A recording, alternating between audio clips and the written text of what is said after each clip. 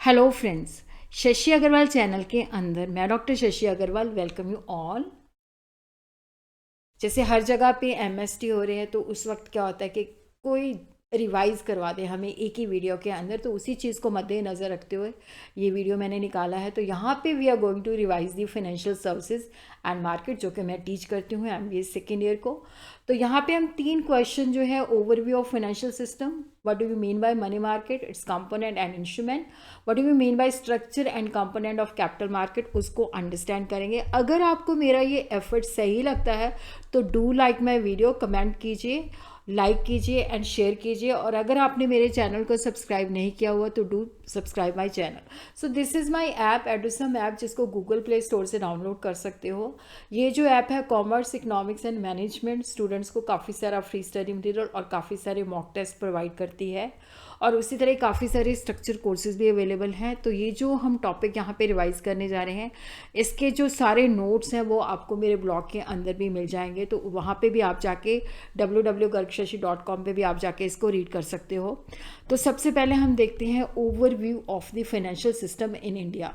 तो देखो, जो एक देश है उसकी जो इकोनॉमिक डेवलपमेंट है वो डिपेंड करती है कि इकोनॉमी के अंदर एक well organised financial system present होना चाहिए, जो कि जब हम इंडस्ट्री लगाते हैं या एग्रीकल्चर के अंदर डेवलपमेंट करते हैं तो वो हमें वहाँ पे फंड्स प्रोवाइड करे।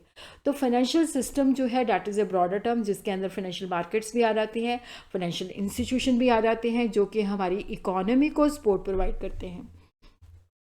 फाइनेंशियल सिस्टम के अंदर एक integrated money market, capital market, banks, financial institutions, वो है इंटीग्रेटेड होने चाहिए, एक दूसरे के साथ जुड़े हुए होने चाहिए, और वहाँ पे प्रॉपर जो है they should be regulated. India के अंदर जो मनी मार्केट है that is regulated by the Reserve Bank of India, and the capital market is regulated by the SEBI. तो एक integrated, organised and regulated financial market का होना बहुत ही ज़रूरी है, और उसी तरह बैंक्स एंड डेवलपमेंट इंस्टीट्यूशन का होना भी बहुत ज़रूरी है, जो कि इंडस्ट्री की, एग्रीकल्चर की, इकोनॉमी की short term and long term needs को पूरा करते हैं। तो फाइनेंशियल सिस्टम जो है फाइनेंशियल इनपुट्स प्रोवाइड करता है, जिसके बेसिस पे इंडस्ट्री के पास long term and short term funds आते हैं, जिसके बेसिस पे वो इंडस्ट्री को सेटअप करते हैं, चीज़ों को प्रोड्यूस करते हैं और सर्विसेज को भी रेंडर करते हैं। तो इसके अंदर financial markets and financial institution भी आ जाते हैं, जो कि फाइनेंशियल सिस्टम की स्ट्रॉन्ग बैकबोन है। फाइनेंशियल सिस्टम के जो फंक्शन है, देखो यहाँ पे क्या होता है कि जो फाइनेंशियल सिस्टम है लोगों की सेविंग को मोबिलाइज करता है, और उन जो सेविंग को मोबिलाइज किया जाता है तो उनको प्रोडक्टिव वेंचर, क्योंकि जब सेविंग को मोबिलाइज किया जाता है, सेविंग थोड़ी थोड़ी सेविंग जो है लोगों से इकट्ठी की जाती है, और वहाँ पे बल्क के अंदर जो है इंडस्ट्रीज़ को, एग्रीकल्चर को फिनांस प्रोवाइड किया जाता है। तो फाइनेंशियल सिस्टम की जो एफिशिएंट फंक्शनिंग है वो वहाँ से हमें डिपिक्ट होती है कि जब फंड जो होते हैं उनको, जो सेविंग होती है लोगों को, उनको प्रोडक्टिव इन्वेस्टमेंट के अंदर जो है चैनलाइज किया जाता है।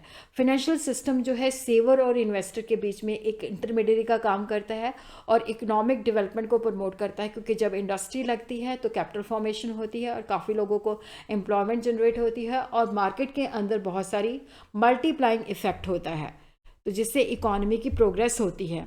और इसी तरह फंक्शन अगर हम देखें तो यहाँ पे क्या होता है कि लिक्विडिटी प्रोवाइड करता है। अगर इंडस्ट्री या एग्रीकल्चर को या सर्विस सेक्टर को फंड चाहिए तो फाइनेंशियल सिस्टम जो है प्रोवाइड करता है। अगर फाइनेंशियल सिस्टम स्ट्रॉन्ग नहीं होगा तो वो फंड जो है नहीं प्रोवाइड करता। तो provision of money and monetary asset for the production of goods and services, तो नेचुरली फाइनेंशियल सिस्टम स्ट्रॉन्ग है तो कभी भी शॉर्टेज नहीं होगी। जब भी इंडस्ट्री को, एग्रीकल्चर को, किसी भी वेंचर को फंड चाहिए तो वो आसानी के साथ मिल जाएंगे। तो आरबीआई जो है उसके पास पावर है कि वो करेंसी इशू कर सकता है, और जो है वो सप्लाई ऑफ मनी को रेगुलेट करता है, और ये जो फाइनेंशियल सिस्टम है लोगों की जो सेविंग्स है उसको मोबिलाइज करता है और उसको प्रोडक्टिव वेंचर के अंदर करता है। बैंक्स और अदर फाइनेंशियल इंटरमीडिएरी जो है साइज ट्रांसफॉर्मेशन फंक्शन भी परफॉर्म करते हैं। जैसे मेरी सेविंग 5,000 है, किसी और की सेविंग 2,000 है, किसी और की सेविंग 10,000 है। तो इसी तरह से इंडिया की पॉपुलेशन बहुत बड़ी है तो सबसे सेविंग कलेक्ट की जाती है, और इंडस्ट्री की जो डिमांड होती है वो बहुत ज़्यादा होती है। तो डेफिनेटली जब स्मॉल सेवर से बल्क के अंदर जो इतने ज़्यादा हैं उनसे हम पैसे कलेक्ट करते हैं तो बहुत ज़्यादा हो जाते हैं, तो उनके अगेंस्ट जो है ये इंडस्ट्री को बल्क के अंदर फंड्स प्रोवाइड करता है। मेच्योरिटी ट्रांसफॉर्मेशन फंक्शन का है कि financial intermediary accept deposit from public in different maturities. और जहाँ पे क्या होता है कि जैसे देखो बैंक्स के अंदर कोई सेविंग अकाउंट है, कोई करंट अकाउंट है, कोई एफडीआर 6 मंथ की करवाता है, कोई 1 साल की करवाता है, कोई 2 साल की करवाता है। तो यहाँ पे क्या होता है कि जो बोरोवर्स होते हैं उनको भी डिफरेंट मेच्योरिटी के, किसी को शॉर्ट टर्म रिक्वायरमेंट है, किसी की लॉन्ग टर्म रिक्वायरमेंट है, तो उसके मुताबिक जो होता है उनको फंड्स प्रोवाइड किए जाते हैं। तो इस तरह से मेच्योरिटी ट्रांसफॉर्मेशन फंक्शन भी परफॉर्म करता है कि जैसे बोरर को भी हम डिफरेंट मेच्योरिटी पे देते हैं, जिससे क्या होता है कि जब रिडम्पशन होती है, जब हमारे पास पैसे आ जाते हैं, जैसे बोरर ने शॉर्ट टर्म के लिए किया है तो उसी तरह किसी ने शॉर्ट टर्म के लिए फंड्स बैंक में डाले हुए हैं, तो वो पैसे वहाँ से आ जाते हैं, तो वो हम उसको वापस कर देते हैं, बैंक जो है उनको दे देता है। रिस्क ट्रांसफॉर्मेशन, देखो जो स्मॉल इन्वेस्टर्स होते हैं, क्योंकि उनकी थोड़ी सेविंग होती है और वो स्टॉक मार्केट के अंदर इन्वेस्ट करने से डरते हैं, उनको लगता है कि स्टॉक मार्केट के अंदर हमारा पैसा डूब जाएगा। तो जब फिनेंशियल सिस्टम जो है, क्योंकि उनसे थोड़ा थोड़ा पैसा कलेक्ट करता है, जैसे म्यूचुअल फंड्स हैं, तो ये स्टॉक मार्केट के अंदर इन्वेस्ट करते हैं, तो वहाँ पे क्या होता है कि रिस्क मिनिमाइज होता है, डाइवर्सिफिकेशन होती है और इंडस्ट्रियल डेवलपमेंट की प्रमोशन भी होती है। तो अब हम देखते हैं कि what are the components of the financial system. Financial institution है, फाइनेंशियल मार्केट है, फाइनेंशियल सर्विसेज है एंड फाइनेंशियल एसेट है। उसी तरह हम देखते हैं कि इंडियन फाइनेंशियल सिस्टम जो है, देखो जो इंडियन फाइनेंशियल सिस्टम है इसको हम 2 वे से क्लासीफाई कर सकते हैं, एक है ऑर्गेनाइज्ड और दूसरा है अनऑर्गेनाइज्ड। तो अनऑर्गेनाइज्ड के अंदर जैसे मनी लेंडर्स आ जाते हैं और जो है इंडिजिनस बैंकर्स आ जाते हैं, और उसी तरह जो ऑर्गेनाइज्ड मार्केट है उसके अंदर कैपिटल मार्केट आ जाती है, जिसको हम आगे फर्दर क्लासीफाई कर सकते हैं industrial security market, government security market, long term loan market. Money market जो है जिसके अंदर call money market, commercial bill market, treasury bill market, short term loan market आ जाते हैं। और उसी तरह इंडस्ट्रियल सिक्योरिटी मार्केट के अंदर प्राइमरी मार्केट, सेकेंडरी मार्केट, और लॉन्ग टर्म लोन के अंदर term loan market, market for mortgages, market for financial guarantee, जिसको हम 1 बाय 1 करके जो है स्टडी करेंगे। तो सबसे पहले आते हैं फाइनेंशियल एसेट्स। तो फाइनेंशियल सिस्टम के अंदर जो है फाइनेंशियल एसेट का होना बहुत ही ज़रूरी है। फाइनेंशियल एसेट होता है जिससे हम फर्दर प्रोडक्शन कर सकते हैं, कंजम्पशन करके और एसेट्स क्रिएट कर सकते हैं। फाइनेंशियल एसेट जो होते हैं फिजिकल एसेट से डिफरेंट होते हैं। जैसे लैंड और बिल्डिंग हमने खरीदी है बट उसके ऊपर हम कोई काम नहीं कर रहे, अगर वहाँ पे बिल्डिंग जो है बना के हम लोगों को रेंट पे दे रहे हैं तो वो फाइनेंशियल एसेट है। जैसे गोल्ड और सिल्वर हमारे लॉकर में पड़ा हुआ है तो they are not generating anything. So मतलब पर्पस पे डिपेंड करता है कि ये फाइनेंशियल एसेट है कि फिजिकल एसेट है। अगर बिल्डिंग को हम रेंट के पर्पस के लिए यूज़ करते हैं then it is called financial asset. Financial asset जिससे हम फर्दर प्रोडक्शन करते हैं या कंजम्पशन करते हैं या फर्दर क्रिएशन ऑफ एसेट करते हैं। तो फाइनेंशियल एसेट जो है जो रेवेन्यू जनरेट करती है, फाइनेंशियल एसेट जिससे हम रिटर्न जनरेट करते हैं। फाइनेंशियल एसेट जो है it is of 2 types, marketable assets जिनको हम एक पर्सन से दूसरे पर्सन में आसानी के साथ ट्रांसफ़र कर सकते हैं, जैसे शेयर एंड बॉन्ड्स हैं। नॉन मार्केटेबल होते हैं जिनको हम, जैसे बैंक डिपॉजिट है तो वो मेरा ही रहेगा, वो मैं किसी और को ट्रांसफ़र नहीं कर सकता। प्रोविडेंट फंड है तो वो मैं किसी और को ट्रांसफ़र नहीं कर सकता। LIC पॉलिसी है तो वो भी मैं किसी को ट्रांसफ़र नहीं कर सकता। फाइनेंशियल एसेट के अंदर देखो जितने भी कॉइन्स और करेंसी नोट्स होते हैं RBI और मिनिस्ट्री ऑफ फाइनेंस जो है इशू करती है। कमर्शियल बैंक जो है जो लोगों से डिपॉजिट एक्सेप्ट करती है उसके अगेंस्ट क्रेडिट क्रिएट करते हैं। और उसी तरह डेट एसेट के अंदर जो है बैंक्स और फाइनेंशियल इंस्टीट्यूशन से लोन लिया जाता है या कंपनी जो है डिबेंचर्स इशू करती हैं तो वहाँ पे प्रिंसिपल और इंटरेस्ट हमने पे करना होता है। स्टॉक के अंदर आ जाता है equity, shares and preference share, जिसको मैं आगे चल के थोड़ा सा डिटेल में बताऊँगी। उसी तरह फाइनेंशियल इंटरमीडियरी जो है वो ऑर्गेनाइजेशन आ जाती हैं जो कि बेसिकली जो है फिनांस प्रोवाइड करती हैं। जैसे कैपिटल मार्केट इंटरमीडिएट है, लॉन्ग टर्म फंड्स प्रोवाइड करते हैं, LIC, GIC mutual fund companies हैं, UTI है। मनी मार्केट के अंदर जो होता है शॉर्ट टर्म फंड्स प्रोवाइड किए जाते हैं, commercial banks, cooperative banks etcetera. तो अब हम देखते हैं कि फाइनेंशियल मार्केट जो है किसी स्पेसिफिक प्लेस या लोकेशन को नहीं करते। जब भी फाइनेंशियल ट्रांजैक्शन, जैसे मैं बठिंडा में हूँ और किसी को पैसे की ज़रूरत है बॉम्बे के अंदर, तो हम दोनों फ़ोन के माध्यम से एक दूसरे को जो है एक दूसरे को मतलब एक दूसरे के साथ कम्युनिकेशन करते हैं। तो मैं उसके खाते में फ़ंड ट्रांसफ़र कर देती हूँ, वो मुझे हर महीने इंटरेस्ट और पे करता है। तो it means financial transaction has taken place. It is deemed to have taken place in the financial market. Financial market वो सेंटर्स, वो अरेंजमेंट होती है जिसके द्वारा हम फाइनेंशियल एसेट की परचेजिंग एंड सेलिंग करते हैं, या जैसे क्लेम, जैसे मैंने किसी को फ़ंड जो है उधार दिए हैं, या क्लेम्स एंड सर्विसेज प्रोवाइड करते हैं। और कई बार क्या होता है कि पर्टिकुलर प्लेस या लोकेशन जो होती है, जैसे लंदन मनी मार्केट है, इस तरह से भी मतलब होता है कि अदरवाइज प्लेस और लोकेशन के साथ नहीं होती, किसी पर्टिकुलर प्लेस के ऊपर कोई जो है मार्केट सिचुएटेड हो सकती है। तो यहाँ पे जो फिनेंशियल मार्केट्स हैं, क्योंकि जहाँ पे सरप्लस सेक्टर, जिसके पास फंड सरप्लस में होते हैं, तो वो ट्रांसफ़र करता है डेफिसिट सेक्टर को, जिसके पास शॉर्टेज होती है। मार्केट पार्टिसिपेंट जो होते हैं, इन्वेस्टर्स होते हैं, बायर ऑफ सिक्योरिटीज़ होते हैं, बोरोअर्स होते हैं, सेलर्स होते हैं, इंटरमीडियरी एंड रेगुलेटरी बॉडीज़ होती हैं। फिनेंशियल मार्केट दो तरह की होती है, अनऑर्गेनाइज्ड मार्केट जिसके ऊपर आरबीआई का कंट्रोल नहीं होता, मनी लैंडर्स हैं, इंडिजिनस बैंकर्स हैं, ट्रेडर्स हैं जो कि पब्लिक को पैसे उधार देते हैं। विलेजेस के अंदर अभी भी ये है, प्राइवेट फंड कंपनीज हैं, चिटविट कंपनीज हैं। आरबीआई बहुत सारे स्टेप्स ले रही है कि अनऑर्गेनाइज्ड मार्केट को भी कंट्रोल किया जा सके। ऑर्गेनाइज्ड मार्केट होती है जो प्रॉपर रेगुलेटेड होती है, स्ट्रिक्ट अथॉरिटी के अंदर सुपरविजन में होती है, जैसे मनी मार्केट है, कैपिटल मार्केट है, फॉरेन एक्सचेंज मार्केट है। तो मनी मार्केट जो है शॉर्ट टर्म के लिए फंड्स प्रोवाइड करती है, तो यहाँ पे हम शॉर्ट टर्म लैंड कर सकते हैं, शॉर्ट टर्म बोरो कर सकते हैं। ये मनी या मनी के सब्सिट्यूट्स के अंदर डील करती है, जैसे ट्रेड बिल्स हैं, प्रोमिसरी नोट हैं। A market for short term financial asset that are close substitute for money. और यहाँ पे क्या होता है कि शॉर्ट टर्म फंड्स का जो है आदान प्रदान होता है, शॉर्ट टर्म नीड्स को जो है मनी मार्केट पूरा करती है। Now we will understand what are the components: commercial bill market, treasury bill market, call money market, short term loans. Call money market जो होती है, यहाँ पे शॉर्ट पीरियड के लिए जो है लोन मिलता है, 1 to 14 डेज, इवन कुछ घंटों के लिए भी मिल जाता है। ये जो होती है हाईली वॉलेटाइल होती है, क्योंकि यहाँ पे जो इंटरेस्ट रेट है वो फ्लक्चुएट करते हैं according to the demand and supply. Loan जो होते हैं they are repayable on loans are repayable on demand. Commercial bill market जो होती है, जो कि जेन्युइन ट्रेड ट्रांजैक्शन से अकर करती है, कि जैसे एक पार्टी जो है सेल करती है, दूसरी पार्टी क्रेडिट पे खरीदती है, तो जो सेलर होता है जिसको हम ड्रॉय कहते हैं, वो ड्रॉय के ऊपर बिल ऑफ एक्सचेंज लिखता है, वो उसको एक्सेप्ट करता है। ट्रेरी बिल मार्केट जो होती है, ये प्रोमिसरी नोट्स होते हैं जो कि गवर्नमेंट इशू करती है, और ये जो है दो तरह के होते हैं, ऑर्डिनरी एंड एडहॉक। ऑर्डिनरी जो होते हैं जनरली जो ये पब्लिक को इशू किए जाते हैं, और एडहॉक जो होते हैं ये आरबीआई को इशू किए जाते हैं।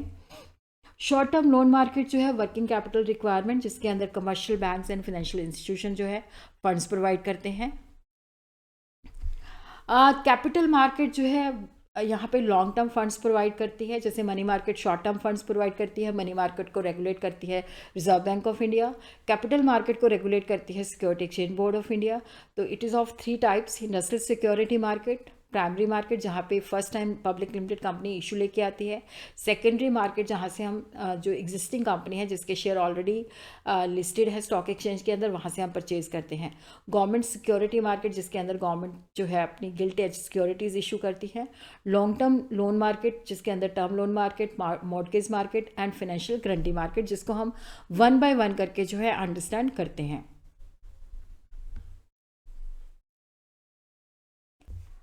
प्राइमरी मार्केट के अंदर जब कंपनी फर्स्ट टाइम इशू लेके आती है, ये पब्लिक इशू भी हो सकता है, सब्सिक्वेंट इशू भी हो सकता है, राइट इशू भी हो सकता है जो एक्जिस्टिंग शेयर होल्डर को इशू किया जाता है, और प्राइवेट प्लेसमेंट भी हो सकती है जो कि मैंने आगे कैपिटल मार्केट के स्ट्रक्चर में समझाई है। सेकेंडरी मार्केट होती है कि जैसे हमने एग्जिस्टिंग जो कंपनीज है, जैसे रिलायंस का ऑलरेडी आ चुका है तो रिलायंस के शेयर खरीदने हैं, तो सेकेंडरी मार्केट के अंदर से मैं परचेज करूँगा। गवर्नमेंट सिक्योरिटी जिसको गिल्ट एज मार्केट भी कहा जाता है, जहाँ पे गवर्नमेंट सिक्योरिटी की ट्रेडिंग होती है, तो यहाँ पे short term and long term जो है दोनों ही होते हैं। लॉन्ग टर्म कैपिटल मार्केट के अंदर होते हैं और शॉर्ट टर्म मनी मार्केट के अंदर होते हैं। तो लॉन्ग टर्म लोन मार्केट जो है टर्म लोन मार्केट है, जहाँ पे फाइनेंशियल इंस्टीट्यूशन जो है इंडस्ट्री को नेशनल और रीजनल लेवल के ऊपर जो है लॉन्ग टर्म फंड्स प्रोवाइड करते हैं। मोर्टगेज मार्केट वो होती है जहाँ पे क्या होता है कि आपको जैसे कोई एसेट जो है मोर्टगेज करके उसके अगेंस्ट जो है लोन प्रोवाइड किया जाता है, इमूवेबल प्रॉपर्टी की सिक्योरिटी जो है दी जाती है, जैसे housing and urban development corporation LIC इसके अंदर बहुत ही रोल प्ले करती हैं। तो यहाँ पे गिरवी जैसे हम कहते हैं ना, गिरवी रखना, तो इमूवेबल प्रॉपर्टी गिरवी रख के हम उसके अगेंस्ट लोन ले सकते हैं। फाइनेंशियल गारंटी मार्केट जो होती है जहाँ पे रेप्यूटेड पर्सन की जो गारंटी के अगेंस्ट आपको फंड्स प्रोवाइड किए जाते हैं, तो क्रेडिटर को सिक्योरिटी मिल जाती है कि इस बंदे ने इसकी गारंटी दी है तो मेरा पैसा डूबेगा नहीं। परफॉर्मेंस गारंटी होती है कि यहाँ पे जो है मतलब कि जो परफॉर्मेंस की गारंटी दी जाती है। देखो जो फाइनेंशियल गारंटी होती है फाइनेंशियल कॉन्ट्रैक्ट के ऊपर ही जो है करती है। फॉरेन एक्सचेंज मार्केट होती है जहाँ पे फॉरेन एक्सचेंज ट्रांजैक्शन होती है। जैसे मान लो मैंने यूएसए से इंपोर्ट किया है तो उसको पेमेंट जो है मैंने डॉलर के अंदर करनी है। तो ये भी फिजिकल सेंस के अंदर किसी प्लेस को नहीं कहते, इसके अंदर भी बहुत सारे डीलर, बैंक्स एंड ब्रोकर्स आ जाते हैं जो कि फॉरेन एक्सचेंज सेल और परचेज करने का काम करते हैं। इसके अंदर भी क्या होता है कि जो आरबीआई है और ट्रेजरी अथॉरिटीज़ हैं जो इसको रेगुलेट करती हैं, तो जो फॉरेन एक्सचेंज है इसको foreign exchange and maintenance act जो है रेगुलेट करता है। जो फॉरेन एक्सचेंज मार्केट है कि यहाँ पे जब हमने जैसे दूसरे देश में जाना है तो हमें वहाँ पे करेंसी चाहिए होगी तो हमें परचेजिंग पावर देते हैं, और उसी तरह ही हमें क्रेडिट फैसिलिटीज़ प्रोवाइड करते हैं। फॉरेन एक्सचेंज रिस्क भी कवर होता है। और यहाँ पे 3 टायर सिस्टम है। एक तो trading between banks and commercial customer होती है, एक trading banks through authorise brokers होती है, एक ट्रेडिंग विद बैंक जो कि अब्रॉड के अंदर सिचुएटेड होते हैं। फाइनेंशियल इंस्ट्रूमेंट जो है primary instruments and secondary instruments. तो यहाँ पे हम इनको क्लासिफाई कर सकते हैं। जैसे शॉर्ट टर्म सिक्योरिटी है तो जहाँ पे लेस देन 1 ईयर जैसे ट्रेजरी बिल है। मीडियम टर्म सिक्योरिटी जैसे मेच्योरिटी 1 to 5 ईयर है। लॉन्ग टर्म सिक्योरिटी जिसकी मेच्योरिटी जो है 5 ईयर के बाद है, जैसे government bonds which are maturing after 5 years. Development banks जो होते हैं मल्टीपर्पज़ इंस्टीट्यूशंस होते हैं जो कि medium term and long term credit जो है प्रोवाइड करते हैं इंडस्ट्रीज़ को। ये उनकी जो है प्रोजेक्ट के अंदर प्रोजेक्ट रिपोर्ट बनाने में भी हेल्प करते हैं। उनको एसेट जो होती हैं उनको फिनांस करने में भी हेल्प करते हैं। जैसे NABARD for agriculture, Exim bank for foreign trade, national house bank for housing finance. All type of activities which are in financial nature, जिसके अंदर क्या होता है कि हम सेविंग को मोबिलाइज करते हैं। तो ये इंडिविजुअल एंड कॉर्पोरेट कस्टमर की जो रिक्वायरमेंट है उसको पूरा करते हैं। और जिसके अंदर क्या होता है कि फाइनेंशियल सर्विसेज की प्रोविज़न है, और इसके अंदर फाइनेंशियल प्रोडक्ट्स की भी सेल को कवर किया जाता है। फाइनेंशियल सर्विसेज 2 टाइप का होता है। फंड बेस्ड, जिसके अंदर क्या होता है कि जो ऑर्गेनाइजेशन फाइनेंशियल सर्विसेज रेंडर करती है उसके खुद के भी फंड्स इसके अंदर इन्वॉल्व होते हैं। जैसे लीजिंग है तो वहाँ पे पहले वो एसेट बाय करेगी, फिर उसके बाद लीजिंग पे प्रोवाइड करेगी। तो अंडरराइटिंग या सेकेंडरी मार्केट एक्टिविटीज़ के अंदर जो डील करते हैं तो वहाँ पे फंड्स उनके इन्वॉल्व होते हैं। नॉन फंड बेस्ड होते हैं जहाँ पे उनके फंड्स इन्वॉल्व नहीं होते, वो कमीशन बेसिस पे काम करते हैं, एडवाइजरी सर्विसेज प्रोवाइड करते हैं। तो इसके साथ ही हमारा फाइनेंशियल सिस्टम का पार्ट खत्म है। Now we will come to the money market. कि मनी मार्केट के कंपोनेंट्स हम ऑलरेडी कर चुके हैं, अब इसके अंदर हम कंपोनेंट प्लस इंस्ट्रूमेंट करेंगे। तो सबसे पहले अगेन मनी मार्केट का जो डेफिनेशन है कि मनी मार्केट जो है फाइनेंशियल मार्केट की सेगमेंट है जहाँ पे हम शॉर्ट टर्म के लिए फंड्स जो है उधार लेते हैं और देते हैं। तो ये शॉर्ट टर्म लोन और फाइनेंशियल एसेट के साथ डील करती है, शॉर्ट टर्म फंड्स के साथ डील करती है, और जो मनी के नियर सब्सिट्यूट्स होते हैं जैसे ट्रेड बिल्स, प्रॉमिसरी नोट, उसके द्वारा करती है। It is regulated bye reserve Bank of India. तो यहाँ पे जो डीलिंग होती है एसेट की वो अप टू 1 ईयर होती है, शॉर्ट पीरियड के लिए होती है। मनी मार्केट का मतलब कोई पर्टिकुलर प्लेस नहीं है जहाँ पे मतलब पर्टिकुलर प्लेस नहीं है। मनी मार्केट का मतलब है जहाँ पे शॉर्ट टर्म फंड्स की डीलिंग होती है। इसके अंदर इंडिविजुअल, इंस्टीट्यूशंस एंड इंटरमीडिएट आ जाते हैं जो कि शॉर्ट टर्म फंड्स के साथ डील करते हैं। ट्रांजैक्शन जो है बोरोवर, लेंडर और मिडलमैन के द्वारा होती है। टेलीफोन पे भी हो सकती है, मेल के द्वारा भी हो सकती है, और एजेंट के द्वारा भी हो सकती है। मनी मार्केट के अंदर देखो यहाँ पे ये नहीं है कि नो पर्सनल कॉन्टैक्ट और presence of 2 party is essential. तो यहाँ पे जैसे मैंने आपको बताया था कि बॉम्बे से एक पार्टी को फ़ंड चाहिए और मैं उसको फ़ंड्स प्रोवाइड कर रही हूँ। टेलीफोन पे हमारी नेगोशिएशन हो रही है। तो जोग्राफिकल नाम जो है दिया जा सकता है, जैसे लंदन मनी मार्केट है, न्यूयॉर्क मनी मार्केट है, मुंबई मनी मार्केट है। तो मनी मार्केट के जो फीचर्स हैं कि शॉर्ट टर्म फंड्स प्रोवाइड करती है, और इसके अंदर जो फाइनेंशियल एसेट हम डील करते हैं maturity period less than 1 year है। ट्रांजैक्शन फ़ोन पे भी हो सकती है, ब्रोकर की हेल्प से भी हो सकती है, और इसके अंदर सब मार्केट्स भी हैं जैसे कॉल मनी मार्केट है, एक्सेप्टेंस मार्केट है, बिल मार्केट है। और ये उन्हीं एसेट के साथ डील करती है जिनको हम बिना किसी लॉस के और with in minimum transaction cash के अंदर कन्वर्ट कर सकते हैं। और जो मेन पार्टिसिपेंट है central bank, commercial bank, non banking financial companies, mutual funds और बिग कॉरपोरेट हाउस। तो ऑब्जेक्टिव जो होते हैं शॉर्ट टर्म फंड्स प्रोवाइड करना, और जो सेंट्रल बैंक है वो कंपनी इकोनॉमी के अंदर लिक्विडिटी को रेगुलेट कर सकते हैं। तो जहाँ पे जैसे बैंक्स के पास अगर सरप्लस फंड्स हैं तो वो मनी मार्केट के अंदर उन बैंक्स को प्रोवाइड कर देते हैं जिनके स्टैट्यूटरी लिक्विडिटी रिजर्व की जो रिक्वायरमेंट है वो पूरी नहीं होती। तो यहाँ पे हम शॉर्ट टर्म फंड्स को बड़ी आसानी के साथ जो है एक्सेस कर सकते हैं। उसके बाद ही अब हम इसको अंडरस्टैंड करेंगे call money market, commercial bill market, acceptance market, treaty bill market. तो सबसे पहले हम देखते हैं कॉल मनी मार्केट। तो कॉल मनी मार्केट जो है, जिसके अंदर extremely short period loan provide किए जाते हैं, ये जो होते हैं डिमांड के ऊपर एप्लीकेबल होते हैं, डिमांड के ऊपर पेबल होते हैं। ये जो लोन्स होते हैं they are given to brokers and dealers in stock exchange. तो यहाँ पे हम देखते हैं कि जैसे कॉल मनी के अंदर जो है कुछ लोग जो होते हैं they are permitted to act as both lender and borrower. जैसे कमर्शियल बैंक्स हैं, कोऑपरेटिव बैंक्स हैं, Discount Finance House of India है, Security Trading Corporation of India है, जो सिर्फ लेंडर का ही काम कर सकते हैं, LIC है, GIC है, IDBI है, नाबार्ड है, और एनी स्पेसिफिक म्यूचुअल फंड्स। तो यहाँ पे क्या होता है कि जैसे बोरो और लेंडर जो है फ़ोन के द्वारा भी कांटेक्ट कर सकते हैं और डील फाइनलाइज कर सकते हैं। और वहाँ पे लेंडर जो होता है FPL चेक जो है बोरोवर के इशू कर देता है, और बोरोवर जो है उसको call money boring receipt issue कर देता है। और ये डिस्काउंट एंड फिनांस हाउस के माध्यम से भी हो सकता है। तो यहाँ पे डील सेटलमेंट एडवाइस जो है वो एक्सचेंज की जाती है। अगर डिस्काउंट फिनांस हाउस के द्वारा बोरिंग की जाती है तो वो कॉल डिपॉजिट रिसीट जो है लेंडर को इशू करता है और चेक रिसीव कर लेता है। और ड्यूली डिस्चार्ज जो कॉल डिपॉजिट रिसीट जो होती है सेटलमेंट के टाइम पे सरेंडर की जाती है।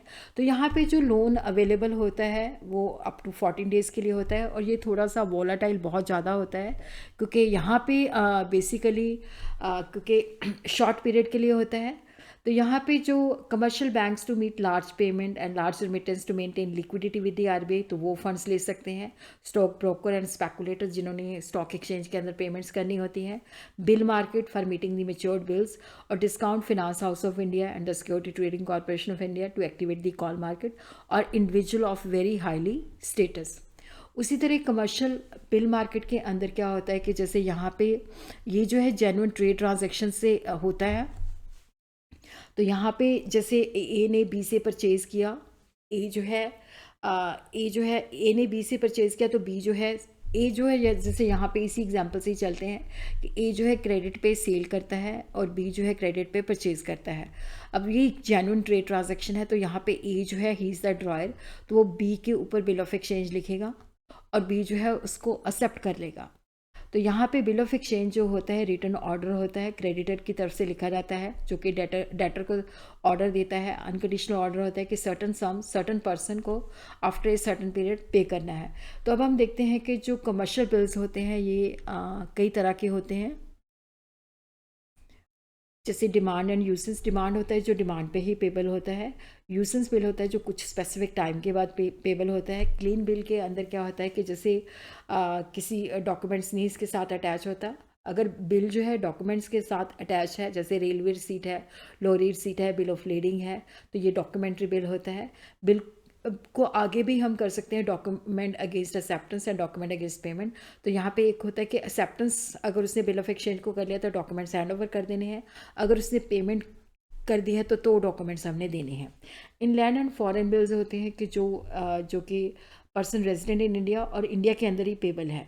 फॉरेन बिल्स जो होते हैं कि जो they are drawn outside India, may be payable India और आउटसाइड इंडिया, जिसके अंदर bills drawn in India and payable outside India भी इंक्लूडेड होता है।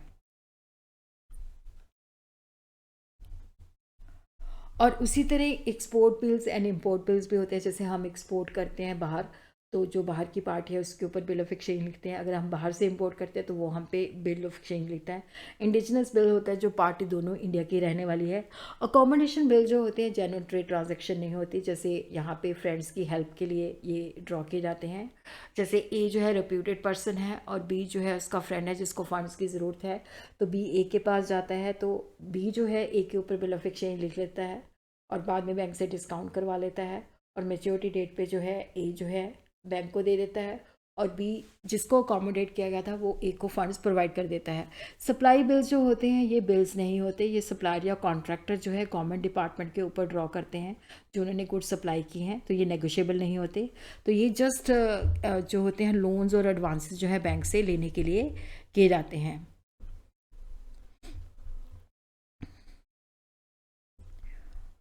और उसी तरह हम देखते हैं ट्रेडी बिल्स इन इंडिया जो कि फर्स्ट इशू किए गए थे 1917 को। तो ये ऑक्शन के द्वारा जो है आरबीआई रेगुलर इंटरवल पे इशू करती है, जिसको individual trust institution banks purchase कर सकते हैं।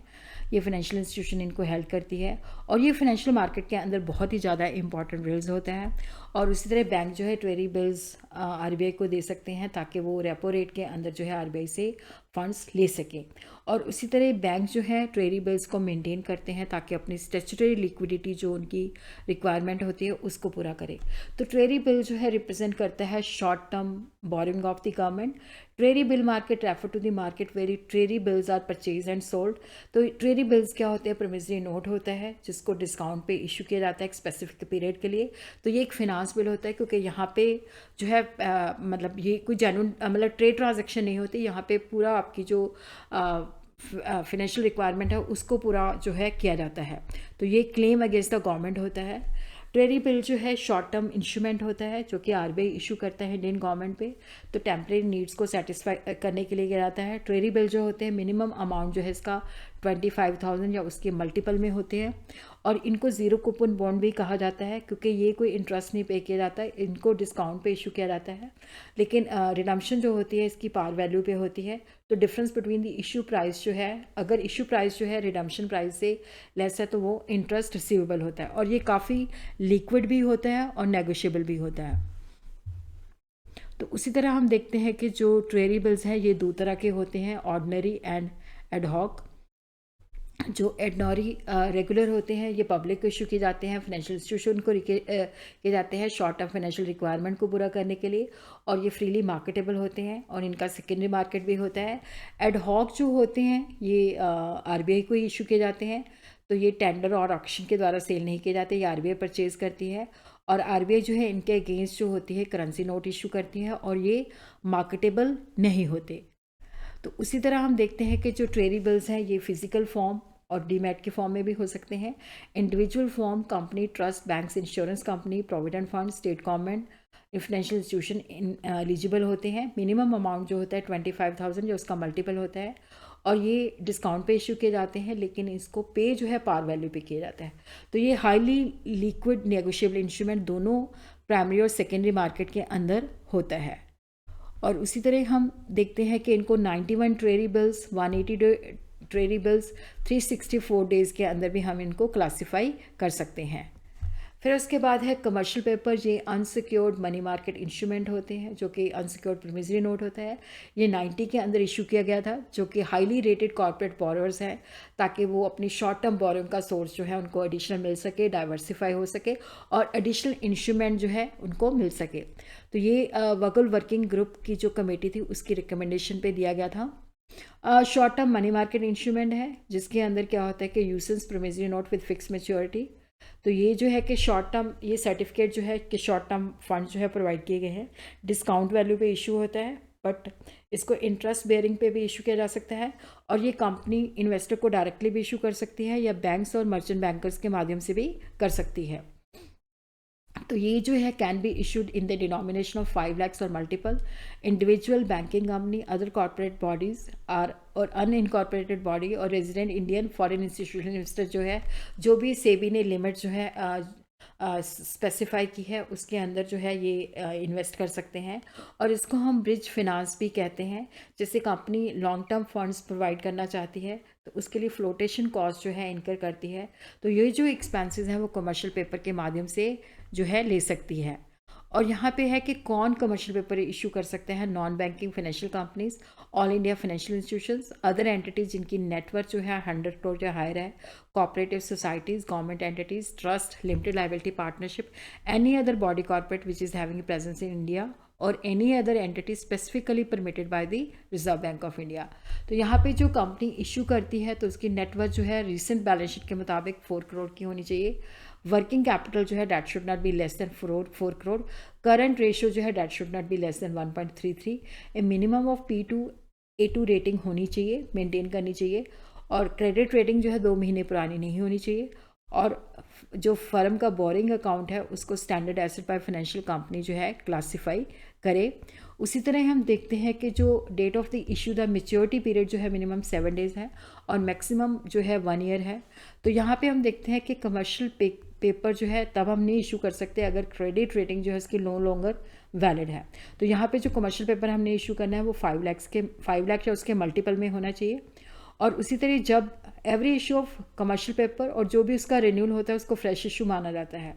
और उसी तरह क्या है कि no issue shall have the issue of commercial paper underwritten और को एक्सेप्टेड। उसी तरह हम देखते हैं सर्टिफिकेट ऑफ डिपॉजिट।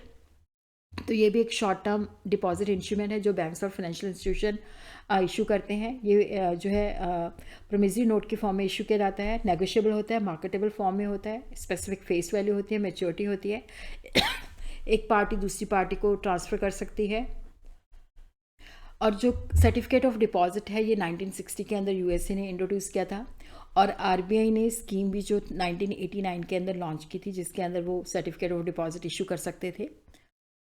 और जो इसके फीचर्स हैं, document of title to the time deposit, unsecured negotiable पर नोट, फ्रीली ट्रांसफरेबल है, डिस्काउंट पे इशू किया जाता है और fix date without grace day issue किया जाता है और सब्जेक्ट टू स्टैम्प ड्यूटी है।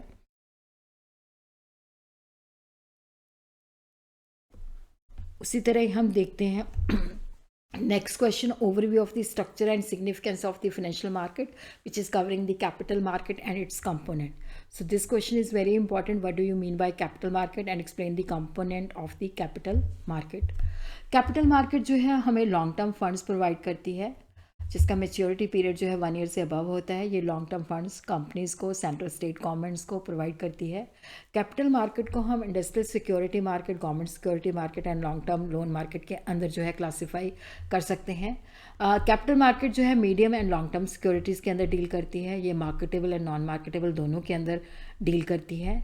कैपिटल मार्केट के अंदर जो है इंडिविजुअल इन्वेस्टर्स आ जाते हैं, जनरल पब्लिक आ जाते हैं, इंस्टीट्यूशंस आ जाते हैं, म्यूचुअल फंड्स, LIC, UTI और इन्वेस्टर्स इंक्लूडिंग म्यूचुअल फंड्स भी आ जाते हैं। तो ये प्राइमरी एंड सेकेंडरी मार्केट दोनों इसके अंदर इंक्लूड होता है। तो यहाँ पे इंटरमीडियरी जैसे मर्चेंट बैंकर्स, सब ब्रोकर्स और कलेक्शन बैंकर्स उनके द्वारा हम करते हैं। तो कैपिटल मार्केट जो है हमें लॉन्ग टर्म फंड्स जो रेज़ करने में हेल्प करती है और लोगों की जो सेविंग है उसको प्रोडक्टिव यूज़ के अंदर चैनलाइज करती है, कैपिटल फॉर्मेशन में हेल्प करती है, सेविंग को इनकरेज करती है और लोगों को इनकम प्रोवाइड करती है और उसी तरह इन्वेस्टमेंट को लिक्विडिटी प्रोवाइड करती है क्योंकि सेकेंडरी मार्केट होती है जहाँ पे हम जाके अपनी इन्वेस्टमेंट सेल कर सकते हैं और फॉरेन इन्वेस्टर्स को भी अट्रैक्ट करती है। तो कैपिटल मार्केट इंस्ट्रूमेंट के अंदर जो प्योर इंस्ट्रूमेंट होते हैं जैसे इक्विटी है जो कि ऑर्डिनरी शेयर होल्डर्स होते हैं, जहाँ पे डिविडेंड देना कंपलसरी नहीं होता। ये कंपनी के शेयर ऑनर्स होते हैं जो कि बोर्ड ऑफ डायरेक्टर्स को इलेक्ट करते हैं, जो कि कंपनी को मैनेज करते हैं। इनके पास वोटिंग राइट्स होता है, डिविडेंड देना इनको कंपलसरी नहीं होता। प्रेफरेंस शेयर जो होते हैं जो कि they are preferred over equity, तो इनको फिक्स डेट ऑफ डिविडेंड जो है पे किया जाता है। अगर कल को डिविडेंड देना है तो पहले प्रेफरेंस शेयर को दिया जाता है, उसके बाद इक्विटी शेयर होल्डर। डिबेंचर जो होते हैं लोन होता है, इनके ऊपर चाहे कंपनी के पास प्रॉफिट है चाहे नहीं है, इनको जो है इंटरेस्ट पे करना ही होता है और ये प्रॉफिट एंड लॉस के अंदर शो किए जाते हैं जो इंटरेस्ट पे किया जाता है। और उसी तरह हाइब्रिड इंस्ट्रूमेंट जो होते हैं जैसे कन्वर्टिबल प्रेफरेंस शेयर्स हैं जिनको कुछ समय के बाद हम इक्विटी शेयर्स के अंदर या कन्वर्टिबल डिबेंचर कुछ समय के बाद इक्विटी के अंदर कन्वर्ट कर देते हैं। और उसी तरह क्या होता है कि ऑप्शन, फ्यूचर एंड फॉरवर्ड भी होते हैं। तो कैपिटल मार्केट जो कंपोनेंट है industrial security market, government security market and long term loan market. Industrial security market जो है जो कि equity shares, preference shares, debenture के साथ डील करती है, जहाँ पे इंडस्ट्री जो होती है कैपिटल रेज करती है या डेट को लेती है। प्राइमरी मार्केट या न्यू इशू मार्केट जिसके अंदर कंपनी, पब्लिक लिमिटेड कंपनी पहली बार इशू लेके आती है तो उसको हम इनिशियल पब्लिक ऑफर कह देते हैं। और उसी तरह जो एग्जिस्टिंग ट्रेडिंग कंपनीज होती हैं वो एडिशनल कैपिटल रेज करती हैं through season equity offering. Secondary market होता है कि जब हमने एग्जिस्टिंग शेयर जिनके ऑलरेडी लिस्टेड है वहाँ से हमने परचेज करने होते हैं। न्यू इशू मार्केट जो है जहाँ पे जो कंपनी है वो फर्स्ट टाइम इशू लेके आती है। तो न्यू इशू मार्केट के अंदर वो सारे इंस्टीट्यूशंस आ जाते हैं जैसे कि जो कि इक्विटी शेयर्स, प्रेफरेंस शेयर्स और डिबेंचर्स इशू करते हैं। तो ऑल फाइनेंशियल इंस्टीट्यूशन जो कि कंपनीज़ को, कॉर्पोरेट सेक्टर को हेल्प करते हैं, अंडर राइटिंग की फैसिलिटी देते हैं, वहाँ पे मर्चेंट बैंकिंग की फैसिलिटी प्रोवाइड करते हैं। तो public issue through prospectus, offer for sale, private placement, right issue, IPOs, लेके आ सकती है। पब्लिक इशू होता है कि जब पब्लिक को ऑफ़र दी जाती है तो प्रॉस्पेक्टस इशू किया जाता है, लोगों को बताया जाता है किस पर्पज़ के लिए फ़ंड जो है रेज़ किए जाते हैं, कंपनी की पास्ट परफॉर्मेंस, रिस्क, सारी चीज़ों को बताया जाता है। ऑफ़र फॉर सेल के अंदर क्या होता है कि new securities are offer to public by the intermediary, जो कि कंपनी से पूरा का पूरा लॉट होल मतलब काफ़ी सारा बल्क में ख़रीद लेते हैं। तो इसके अंदर क्या होता है कि इशू कंपनी जो है इशू हाउस को सेल करती है, उसके बाद जो मतलब नेगोशिएटेड प्राइस पे इशू हाउस या ब्रोकर को सेल करती है। तो सेकेंड स्टेज के अंदर जो है ये पब्लिक को सेल करते हैं। प्राइवेट प्लेसमेंट के अंदर क्या होता है कि यहाँ पे जो होता है पब्लिक को नहीं ऑफर किया जाता है, इंटरमीडियरी को फिक्स प्राइस पे दिया जाता है और इंटरमीडियरी जो है सिलेक्टेड क्लाइंट को सेल करती है। उसी तरह राइट इशू के अंदर क्या होता है कि जब कंपनी जो है न्यू शेयर इशू करके अपनी सब्सक्राइब कैपिटल को बढ़ाना चाहती है, जैसे उस कंपनी को फॉर्म हुए 2 साल हो चुके हैं या जब फर्स्ट इशू लेके आई है तो उसका 1 साल एलैप्स हो चुका है, तो जो भी दोनों में से जल्दी होता है तो वो पहले एग्जिस्टिंग शेयर होल्डर को ऑफर करती है, तो उनको सर्कुलर भेजा जाता है, वो उस राइट को एक्सरसाइज भी कर सकते हैं और छोड़ भी सकते हैं। EIPOs के माध्यम से क्या होता है कि new method of issuing security through online off stock exchange, registered broker जो होते हैं इस पर्पज़ के लिए जो है अपॉइंट किए जाते हैं।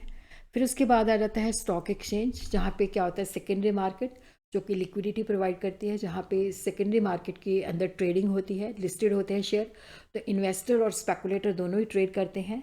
पब्लिक लिमिटेड कंपनी की जो सिक्योरिटीज़ होती हैं वो ट्रेड होती हैं और लिक्विडिटी प्रोवाइड करती है, और मार्केट जो है लिक्विडिटी जो है प्रोवाइड करती है। कैपिटल मार्केट सेगमेंट के अंदर equity, preference shares and warrants are traded. Wholesale debt market है, जहाँ पे state central government security, treasury bills, public sector जो है bonds, corporate debentures, commercial papers deal किए जाते हैं, और उसी तरह फ्यूचर एंड ऑप्शंस। तो ये जो है पार्टिसिपेंट्स हैं, investors, retail investors, institutional investors जैसे LIC, GIC, mutual funds, foreign institutional investors. Market intermediary, regulatory body जैसे SEBI रेगुलेट करती है कैपिटल मार्केट को, तो मार्केट इंटरमीडियरी जैसे stock exchange members, brokers and depository participant. Government security market को guilt as market भी कहा जा सकता है, जहाँ पे गवर्नमेंट सिक्योरिटी की ट्रेडिंग होती है। शॉर्ट टर्म जो है मनी मार्केट के अंदर ट्रेडिंग होती है, लॉन्ग टर्म जो होती है कैपिटल मार्केट के अंदर। तो secondary market for government security narrow है, क्योंकि यहाँ पे इनको मेच्योरिटी तक रिटेन किया जाता है। तो गवर्नमेंट सिक्योरिटी जो है पब्लिक डेट ऑफिस के द्वारा जो है सेल की जाती है। लॉन्ग टर्म लोन मार्केट के अंदर जैसे टर्म लोन प्रोवाइड किया जाता है, लॉन्ग टर्म फंड्स प्रोवाइड किए जाते हैं। मोर्टगेज के अंदर क्या होता है कि इमूवेबल प्रॉपर्टी की मोर्टगेज की जाती है, उस सिक्योरिटी के अगेंस्ट लोन प्रोवाइड किया जाता है। और जहाँ पे फिनांस प्रोवाइड किया जाता है कि रिप्यूटेड पर्सन की हमें गारंटी दो, और उसी तरह परफॉर्मेंस गारंटी के अंदर परफॉर्मेंस की गारंटी दी जाती है।